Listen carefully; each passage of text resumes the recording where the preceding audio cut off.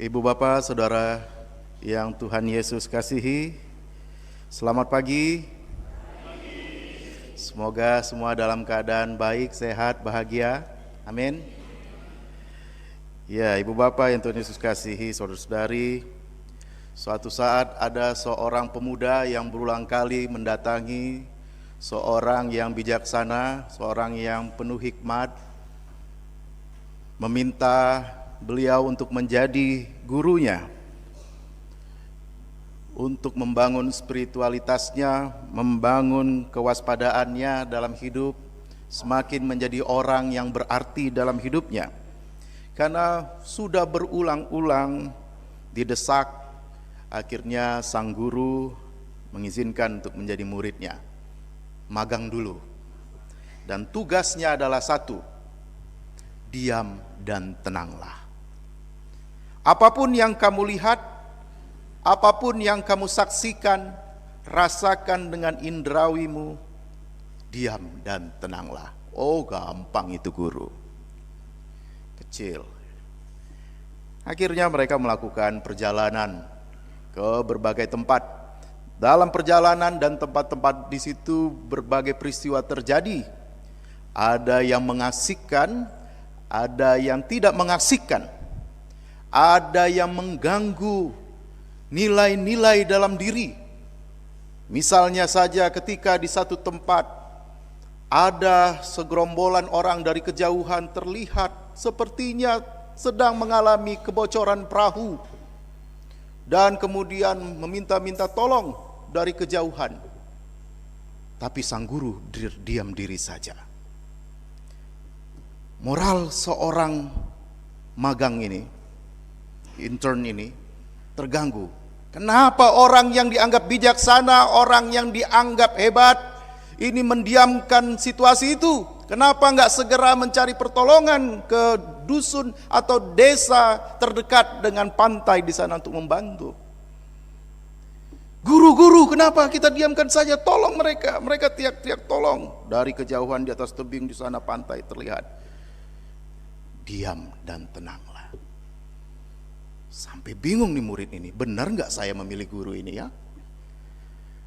Jangan-jangan salah ini, salah orang ini. Gitu. Di perjalanan selanjutnya juga begitu, melihat hal-hal yang mirip-mirip demikian. Tapi guru tetap mengatakan, diam dan tenanglah. Susah amat sih dikasih tahu, sudah dikasih tahu satu saja tugasmu, diam dan tenanglah. Mau jadi murid nggak sih? Akhirnya dalam rasa yang berkecamuk dia tetap diam dan tenang. Menghadapi peristiwa berikut, tempat berikut, dia juga tetap diam dan tenang. Orangnya tidak berubah. Secara fisik, orang yang sama, sang magang.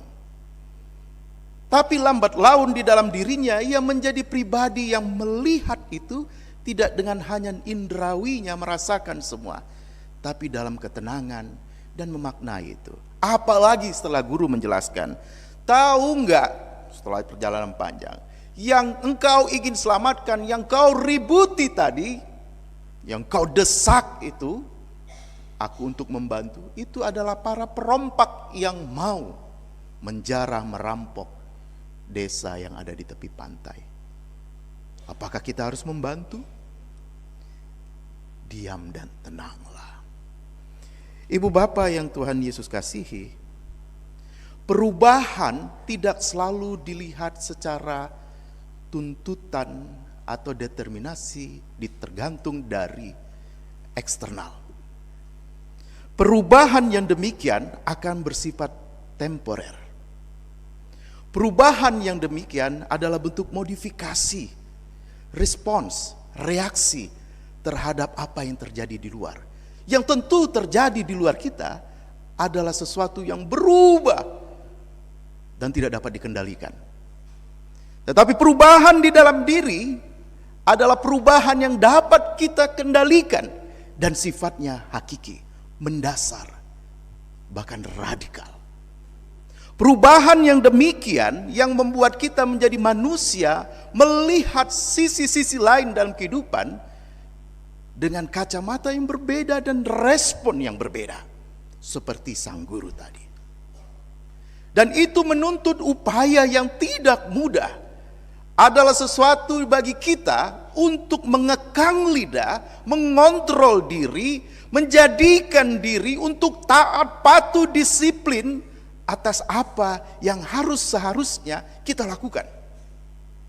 Kita membiasakan yang benar, bukan membenarkan yang biasa. Dan itu salah satu kontrol diri untuk merasakan perubahan di dalam diri. Hal itu yang membedakan antara perubahan yang modifikasi, temporer, dan perubahan yang bersifat transformasi diri. Terjadi pertobatan di dalam diri. Seorang Paulus menekankan tentang manusia baru, ciptaan baru beberapa kali. Dan dalam pembacaan kita, ia menekankan kembali tentang hal baru. Apa yang baru? Apakah harus dilahirkan kembali dengan konsep penciptaan atau kelahiran baru? Ataukah ada sesuatu yang harus ditanamkan, diubah, sehingga sesuatu itu tampilannya berbeda dari sebelumnya? Atau lebih dari itu, sesuatu yang mendalam di dalam diri, terjadi pertobatan, perubahan hidup, kacamata, perspektif, perilaku, bahkan apa yang dijalani hari-hari, diimani dan kemudian dinyatakan. Apakah demikian? Paulus menegaskan, siapa yang ada di dalam Kristus, siapa yang ada di dalam Kristus, terangnya, keselamatannya, dia adalah ciptaan baru. Dia adalah manusia yang kemudian berubah secara fundamental oleh karena ia menerima Kristus sebagai sang juru selamat, yang ditandai dengan kehidupannya yang berubah. Dia berubah dari yang gelap, dari yang tidak mengenal Kristus, menjadi pribadi yang berbeda dari sebelumnya. Dan jika itu tidak, maka pertanyaannya, apakah ia betul-betul sudah hidup dalam Kristus? Dan jika iya, maka perubahan itu, transformasi di dalam diri itu, pertobatan itu akan tampak di dalam hidupnya. Paulus sendiri sedang menekankan tentang klarifikasi atas dirinya, di mana banyak orang waktu itu sudah memfitnah dia, menyebar hoax. Bagaimana Paulus yang bermain uang, hanya mengedepankan ekonominya, bisnisnya. Paulus yang hanya memikirkan tentang ajaran untuk mengembangkan hanya komunitasnya saja, dan dia adalah rasul palsu. Ada banyak ujaran-ujaran kebencian, namun ia menekankan di tengah-tengah hasutan kebencian, hoax yang diberikan. Jadi tidak hanya masa-masa kini post-truth itu terjadi, di masa-masa itu kalau diulang-ulang kebohongan itu, maka dianggap menjadi kebenaran. Dan terjadilah orang-orang meragukan kerasulan, ajaran yang dibawa oleh Rasul Paulus dan rekan-rekannya. Ia menekankan, kalau engkau hidup di dalam keadaan demikian, situasi demikian, lingkungan demikian, janganlah engkau terkondisikan, berubah, terguncang imanmu hanya oleh karena rupa-rupa kebohongan, hasutan dan seterusnya itu. Tetapi jika engkau manusia baru, engkau ciptaan baru, hidup dalam Kristus, engkau akan melihat clear bagaimana terangnya, jelasnya apa yang kami ajarkan, apa yang kami wartakan. Karena apa? Ayatnya 18, semuanya ini dari Allah dengan perantaraan Kristus yang mendamaikan kita dengan dirinya dan telah mempercayakan pelayanan pendamaian itu kepada kami. Bukan agenda politik kami, agenda ekonomi kami, agenda untuk memperbanyak pengikut, followers. Apapun itu namanya sekarang, kalau sini semakin banyak followersnya keuntungannya banyak. Bukan itu, tapi hanya karena dari Allah saja yang dengan perantara Kristus yang telah melakukan rekonsiliasi dengan kita, mendamaikan kita, memberi ruang perdamaian-pendamaian yang harus kita sambut. Kami nggak punya agenda apa-apa. Dan kalau kita hidup dengan demikian, yang datang hanya datang dari agenda Kristus, misi Allah itu, maka semua yang kita lakukan itu adalah indikator, tolok ukur, gambaran, tanda-tanda orang-orang yang sudah hidup baru. Di mana tidak ada hasutan-hasutan, perpecahan, kebohongan, kebencian. Itu model manusia-manusia lama. Ciptaan-ciptaan yang belum hidup di dalam Kristus. Apa tanda-tanda yang demikian? Orang-orang yang hidup dalam kehidupan yang lama, yang gelap itu, acap kali ignorance dengan orang lain. Gak peduli, apalagi kalau sudah dia di zona nyaman, aman, struktur sosial yang tinggi. Mau antri gas 3 kilo sepanjang 1 kilo, bodoh amat, aku bisa beli yang 12 kilo warna pink. Ya. Mau itu susah-susah ini dan itu, BPJS dan lain sebagainya. Bodoh amat, sudah aku punya asuransi yang bagus. Yang preminya sekian miliar. Bisa masuk rumah sakit yang mana saja, dalam dan luar negeri. Biar aja itu urusan mereka. Orang-orang yang belum dalam Kristus tidak menampakkan solidaritas kemanusiaannya karena dia belum berdamai dengan dirinya dan sang penciptanya. Karena dia belum merasakan keutuhannya, ignorance dengan yang lain. Tidak peduli, bahkan menindas. Semakin banyak industri-industri ekstraktif, makin banyak korban-korban dari masyarakat adat, pemilik ulayat, dan banyak orang di sekitar yang tinggal di dalam habitat atau ekosistem di sana. Gak peduli. Yang penting keluargaku, partaiku, kelompokku berjaya. Bisa 7 keturunan. Bisa ini dan itu dan seterusnya. Mumpung masih ada lahan yang bisa dieksploitasi. Kan Tuhan berhenti menciptakan tanah sudah kan? Makanya sekarang Bapak Ibu jangan jual-jual tanah, beli tanah, cari tanah. Banyak sekarang di daerah-daerah itu ya, terutama di daerah-daerah Polspelkes kita, GPIB, dengan mudah melepas tanah untuk konsesi-konsesi di sekitarnya, menggunakan kepala adat, kepala dusun untuk convince mereka, memastikan, memperdaya mereka, membuat mereka yakin untuk melepas tanahnya dengan harga yang murah, dengan janji-janji plasma lah, ini dan itulah yang menguntungkan dan seterusnya, padahal penuh dengan kebohongan. Orang-orang yang hidup bukan di dalam Kristus hanya memikirkan tentang bagaimana menindas, rakus, mendapatkan sebanyak-banyaknya, dan itu yang membuat menjadi akar kerusakan berbagai krisis dalam kehidupan kita. Belum lagi kekerasan demi kekerasan dalam rumah tangga, di sekolah, mungkin di gereja, di berbagai tempat. Walaupun kilahnya atau slogannya anak-anak Tuhan, toh ternyata masuk juga bui.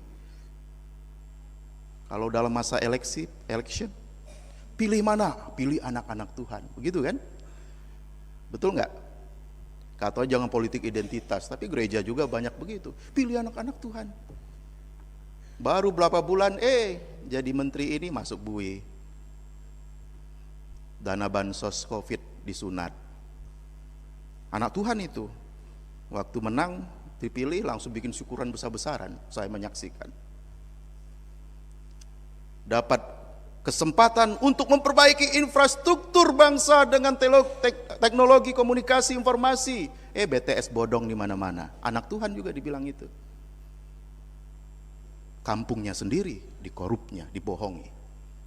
Apakah anak-anak Tuhan dalam Kristus demikian sudah menjadi ciptaan baru? No. Lalu bagaimana perilaku orang-orang penanda bahwa mereka menjadi baru? Paulus menggambarkan dalam tulisannya surat kedua Korintus ini, bahwa semuanya ada di dalam orang-orang yang mencahayakan kasih Kristus, menampakkan citra Kristus, menampakkan Kristus di dalam dirinya. Karena sia-sialah ia berkata bahwa aku adalah pengikut ini, pengikut itu, bahwa aku adalah orang yang setia, hidup di dalam Kristus, bersunat, tidak bersunat, dan seterusnya. Tapi ia tidak menampakkan karakter Kristus dalam hidupnya. Apa gunanya dia beridentitaskan seorang pengikut dari orang dari Nazaret itu, Nasrani? Nggak ada gunanya. Apa gunanya bagi kita ketika kita menyatakan diri kita adalah pelayan-pelayan Tuhan, hamba-hamba Tuhan, anak-anak Tuhan, tapi solidaritas kemanusiaan kita, berbagi kehidupan, empati di dalam diri kita, sikap pendamai, menyatukan, merangkul yang terpecah itu tidak ada atau minim. Itu bukan tanda seorang manusia baru, ciptaan baru. Tubuhnya bisa sama, persis. Tetapi yang terjadi perubahan radikal dalam dirinya adalah sebagai ciptaan baru yang menampakkan ciri-ciri Kristus di dalam dirinya. Sia-sialah engkau belajar siang dan malam berbagai buku terkait Kristus, Alkitab, buku-buku teologi. Engkau harus menuntut ilmu sampai dengan di UKRIM ada sampai S3? S4? Oh S2 ya. Setinggi-tingginya langit, tapi engkau tidak menampakkan Kristus dalam dirimu. Kau tidak merasakan, tidak menampilkan perjumpaan yang ilahi dalam dirimu. Maka buku-bukumu itu, status-status pendidikanmu itu useless. Kenapa? Sentral kehidupan kita sebagai umat Kristen, pemberitaan kita sebagai umat Kristen adalah Kristus, bukan diri kita, bukan status kita, bukan followers kita, bukan apapun. Sekalipun engkau ditolak, dicerca, dihina, dihujat sebagaimana Paulus dalam hidupnya, itu ciri manusia baru, ciptaan baru yang siap dengan berbagai konsekuensinya. Dunia boleh berubah dan kita tidak mampu untuk mengendalikan itu. Tetapi diri kita berubah dan kita kendalikan ada di dalam kesadaran untuk memilih dan setia di dalam Kristus. Dunia boleh berubah, bahkan ia menggarami dunia dan gereja saat ini. Yang seharusnya alih-alih kita menggarami dan menerangi dunia ini, sebaliknya gereja akhir-akhir ini banyak digarami dan diterangi oleh dunia. Money politik dalam persidangan gerejawi, hoax, ya gitu ya. Ada nggak gitu? Nggak ada kali ya, di GPIB nggak ada ya. Mungkin tempat lain. Marga Mulia juga nggak ada ya. Hoax luar biasa. Hasutan kebencian untuk kelompok ini, terhadap sektor itu, terhadap ini, kelompok doa itu, denominasi ini. Bahkan sebagian dari penutupan pelarangan gereja-gereja itu distimulasi, dirangsang oleh denominasi yang berbeda, bukan dari kelompok-kelompok yang dianggap kelompok populis itu atau kelompok-kelompok mayoritas. Takut dombanya diambil, bilanglah gereja itu sesat, tidak ada IMB-nya. Itu pengalaman faktual yang saya alami berapa tahun dalam mendampingi kasus-kasus seputar gereja. Ada ketua bahkan dalam platform ekumenis yang berstatement begitu, mendorong gerakan itu untuk menutup gereja atau melarang karena tidak punya IMB dan lainnya. Terancam komunitasnya. Ada golongan-golongan seperti yang terjadi di Korintus. Berkompetisi. Nah, kalau UKRIM mau kompetisi paduan suara beda ya, bukan kompetisi menang-menangan domba gitu ya. Kapan? Minggu depan? Minggu depan. Berkompetisi hanya untuk mengedepankan kehidupannya, agendanya, kelompoknya, dan itu bukan ciri manusia baru, ciptaan baru. Alih-alih digarami ya dunia ini diterangi oleh gereja. Malah terjadi berbagai bentuk kekerasan di dalam gereja. Perpecahan. Jadi jangan bangga gereja sepertinya tambah banyak bangunannya sekarang. Itu karena pertumbuhan iman, no. Tapi karena perpecahan terjadi di mana-mana. Krisis keesahan terjadi. Bahkan bilangan research baru-baru ini mengeluarkan hasil riset atau penelitiannya, jumlah kita secara kuantitas umat Kristiani secara signifikan mengalami penurunan. Apa? Karena perpecahan, konflik dan lain sebagainya? Bisa satu variabel. Ada variabel yang lain tentunya, faktor lain.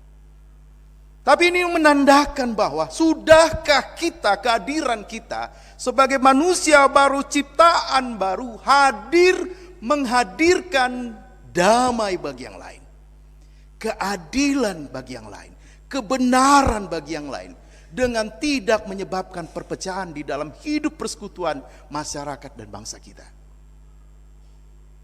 Jangan gara-gara satu hal sudah ribut. Gak suka, ibu ini suka ini, pecah. Sektor bagi dua, kami mekarkan aja Pak Pendeta sektornya. Karena sudah banyak, bukan itu latar belakangnya. Karena gak suka dengan keluarga ini dan keluarga itu. Di mana karakter Kristus dalam hal ini? Dan ini PR untuk kita melakukan berbagai bentuk perubahan di dalam diri. Dengan sekali lagi, upayanya tentu tidak mudah dan singkat. Perlu upaya mengekang lidah, mengontrol diri, menguasai diri. Dan tentu yang pertama, menyerahkan diri kepada Kristus yang telah menyelamatkan itu. Ibu bapak yang Tuhan Yesus kasihi, dunia kita mengalami rupa-rupa krisis atau polikrisis. Dan saat ini salah satu krisis yang kita hadapi dan tentu sangat menentukan masa depan kehidupan bergereja kita sebagai manusia-manusia baru, ciptaan baru, adalah krisis keluarga. Persekutuan gereja-gereja di Indonesia menambahkan satu krisis ini menjadi pergumulan 5 tahun ke depan bagi gereja-gereja di Indonesia. Mengapa demikian? Guncangan teknologi di era 4.0 ini, digitalisasi begitu rupa, guncangan antar generasi di mana masing-masing memiliki worldview sendiri, antara Gen Z, Gen Alpha, milenial dan seterusnya, mempunyai cara pandang sendiri yang berbeda. Belum lagi dengan sharing informasi nilai di global village bernama dunia ini yang tidak ada lagi batasan, sehingga keluarga-keluarga mengalami krisis keluarga. Gereja yang seharusnya adalah gereja keluarga, eklesia domestika. Gereja yang bermula oleh karena persekutuan-persekutuan kecil manusia-manusia yang dipanggil dari kegelapan menuju terangnya ajaib, yang bertumbuh menjadi manusia-manusia baru, ciptaan baru itu sedang mengalami krisis-krisis keintiman dalam keluarga. Investasi diarahkan, bukan investasi bagaimana keluarga ini akan melegasikan, mewarisi kehidupan keteladanan yang hidup dalam karakter Kristus, melainkan investasi semakin banyak properti ataupun secara finansial, keluargaku semakin lebih baik. Fokus kalau masa lalu, kelihatan orang tua bagaimana menerapkan itu dalam pola-pola makan bersama, doa bersama, ya, apapun situasinya. Kalau sekarang investasi ya bagaimana supaya anakku pintar, aku harus kerja keras. Anakku berhasil masuk perusahaan ini, aku harus kerja keras. Aku harus fasilitasi apapun itu. Sehingga ruang-ruang keintiman, ruang-ruang persahabatan, ruang-ruang cinta kasih, pembaharuan radikal dalam diri itu semakin menipis. Kenapa? Investasi diarahkan pada investasi secara material. Segitu saja. Investasi bagian-bagian lain, kecintaan, kekuatan, kesehatan mental dan seterusnya, acap kali dilupakan. Hingga banyak kasus terjadi. Kekerasan dalam rumah tangga, 1/3 dari perkawinan adalah perceraian. Itu yang terdata di pengadilan, di pemerintahan. Sementara yang lain, fenomena gunung es masih banyak yang belum terdata. Belum lagi persoalan kesehatan mental, mengakhiri hidup. Berbagai tempat, bahkan hamba Tuhan pun ada yang mengakhiri hidup karena nggak mampu menghadapi hidup ini. Dan berbagai persoalan-persoalan, dan itu dimulai dari keluarga. Gampang untuk melihatnya. Lihatlah penurunan jumlah atau partisipasi keluarga, terutama anak-anak muda di dalam kehidupan bergereja saat ini. Dan itu lambat laun dia bisa menjadi semakin cepat progresif jika kita tidak memenahi eklesia domestika kita. Kehidupan di dalam keluarga kita menjadi wadah untuk menumbuhkan manusia-manusia baru itu. Kenapa? Ini investasi yang paling penting, tidak hanya bagi keluarga kita, tapi bagi gereja, di mana Tuhan telah menciptakan dan mengizinkan kita untuk bertumbuh. Ibu Bapak yang Tuhan Yesus kasihi, Paulus dengan 2 ayat ini menekankan kepada kita untuk menjadi pribadi-pribadi yang di tengah kegusaran, konflik dan lain sebagainya tidak dapat tidak harus menyandarkan diri, berserah pada Kristus, menampilkan cahaya Kristus. Dan yang kedua, wartakan Kristus dalam dirimu dalam bentuk pendamaian satu sama lainnya. Di tengah kekisruhan, konflik, kepentingan dan sebagainya, bahkan kerakusan dunia, di mana bahkan sebagian gereja pun turut ambil bagian di dalam bisnis-bisnis ekstraktif di bangsa ini. Tetapi kita menggambarkan ciri karakter Kristus itu, hidup dalam kebenaran, hidup dalam kedamaian, dan ya untuk ya, tidak untuk tidak. Manusia baru, ciptaan baru adalah hidup yang demikian, bahkan anti mainstream, tetapi membawa perdamaian dan mewarisi kehidupan yang lebih panjang. Keluarga-keluarga yang memberkati, keluarga-keluarga yang meninggalkan nama baik. Kalau ada giumnya kan, ada peribahasanya, gajah mati meninggalkan, harimau mati meninggalkan, manusia mati meninggalkan apa? Jejak digital. Nama. Ya. Nama seperti apa yang akan kita warisi? Keluarga seperti apa yang akan kita wariskan untuk menggambarkan manusia-manusia baru, ciptaan baru, hidup yang diselamatkan oleh Tuhan bagi seluruh ciptaannya. Tergantung pilihan kita. Dunia bisa berubah dengan berbagai situasinya. Kita bisa berubah karena kita yang menentukan untuk menjadi perubah-perubah bagi dunia ini. Menggarami dan menerangi, mewartakan Kristus melalui diri kita. Tuhan menyertai kita semua. Amin.